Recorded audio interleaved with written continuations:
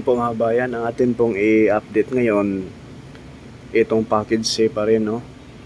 Sa may area ng Tiaong papunta doon sa Barangay San Isidro, Tiaong, Quezon.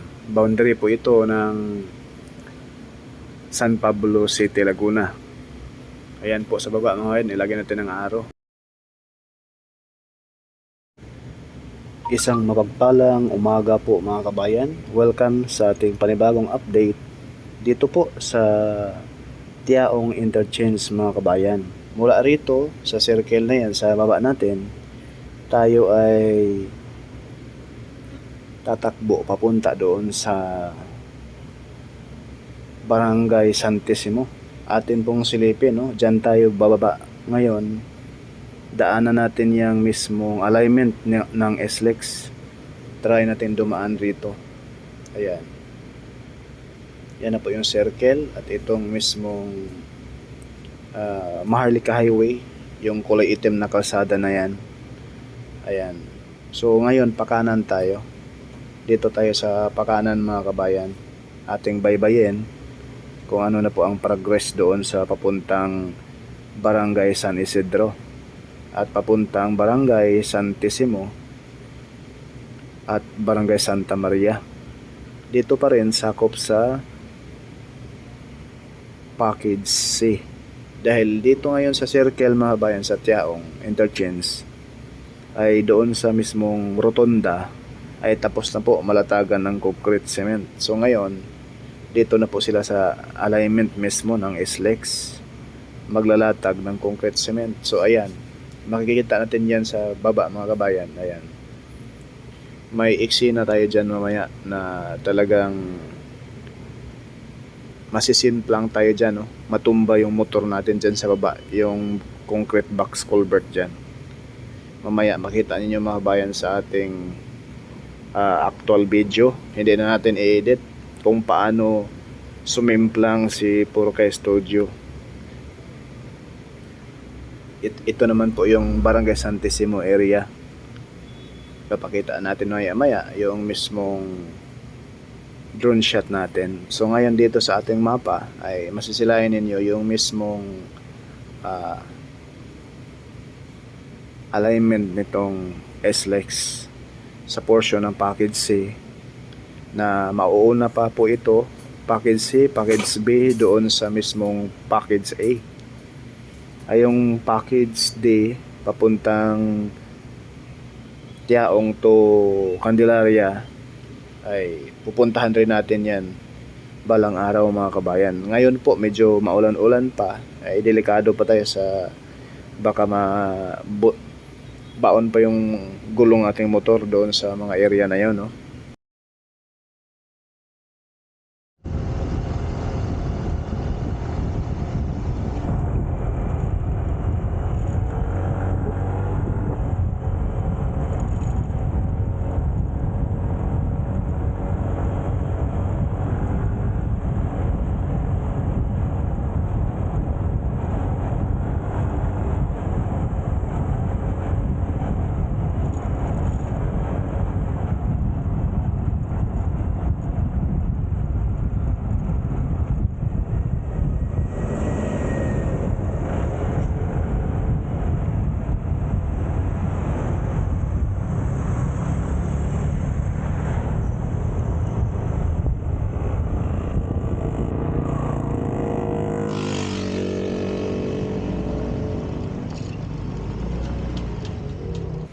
Ito na yung way mga kabayan papasok sa mismong, kapag ikaw ay galing ng Tiaong papasok ka na sa SLEX Toll Road 4, dito po yung daan, no, paakyat papuntang Lucena at papuntang Maynila.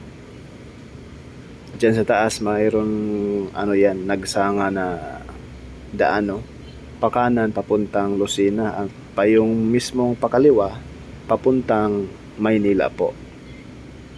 Diyan sa unahan masisilayan natin mga kabayan. So andito na tayo, paakyat na po tayo dito sa mismong circle.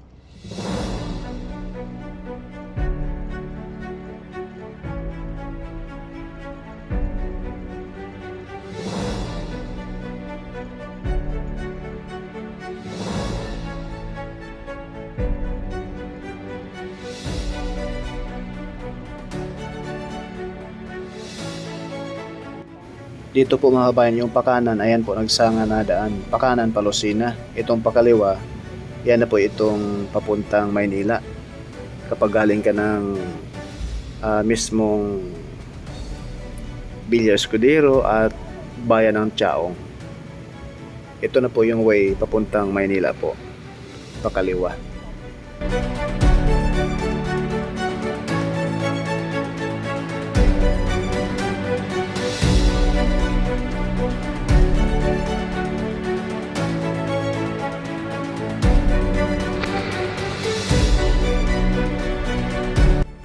Ayan mga kabayan, maglalatag na sila ng concrete cement dito, no? Ayan po, sa bandang kanan, lalatagan na po siya ng concrete cement.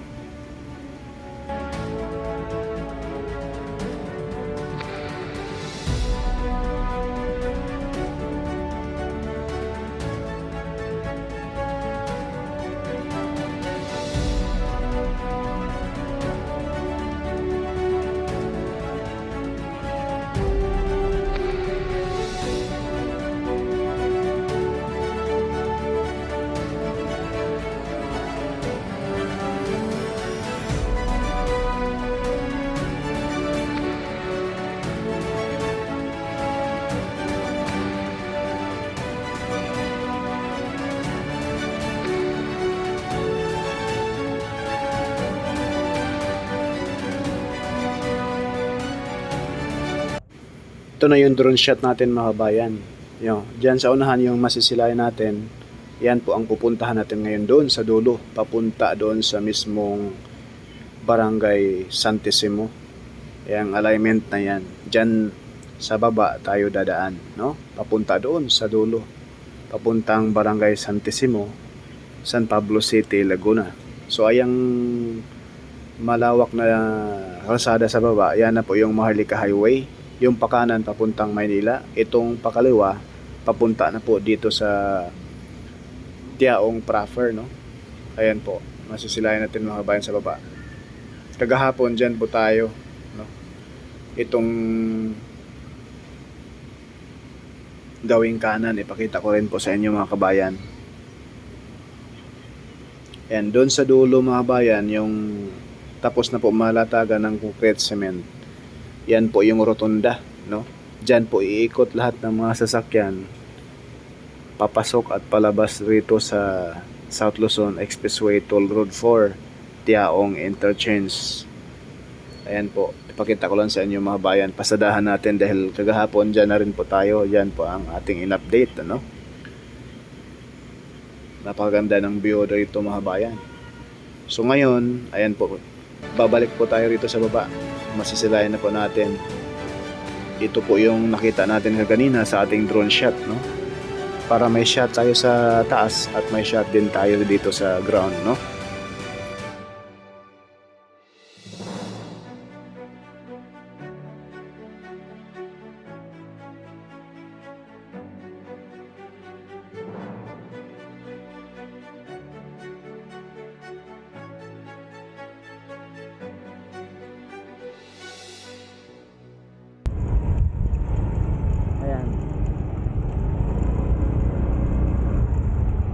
Hindi pa tayo makadaan dyan, may ano pa, may heavy equipment pa. Papunta tayong ano,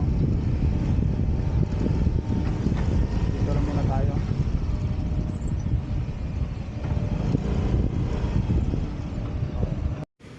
Ito yung pinakataas mga kabayan, no? Yung tulay na yan sa baba natin, yan na po yung alignment ng PNR papuntang Bicol at papunta rito sa Maynila, no? Kalamba.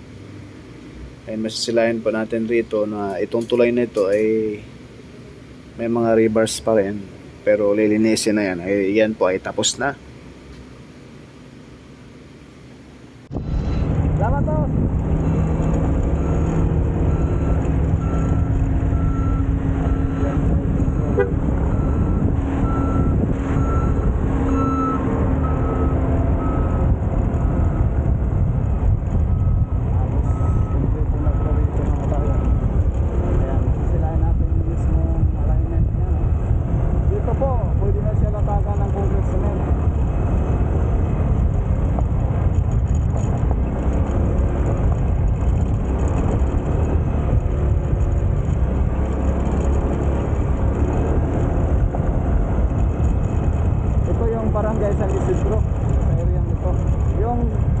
box culvert doon sa unahan. Yan na po yung barangay San Pesimo mga kabayan. So itong part na ito, itong tulay na ito, dahil may ilog dito sa baba.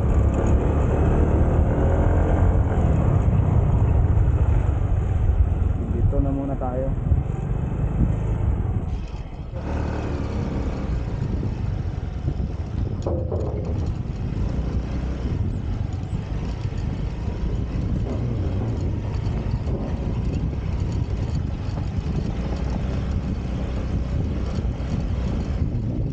Lupa rito ay wala na, ano na to, konting ano na lang, ayos.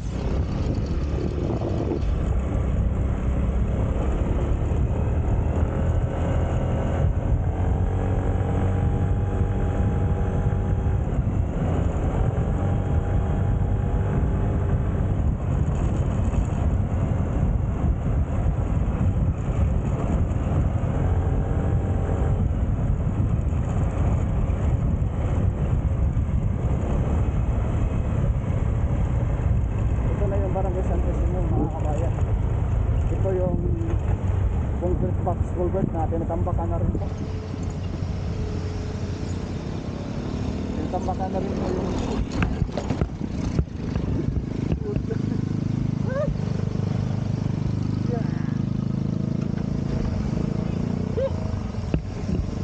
slide. Ayan, tinatambakan na rin po mga kabayan yung mismong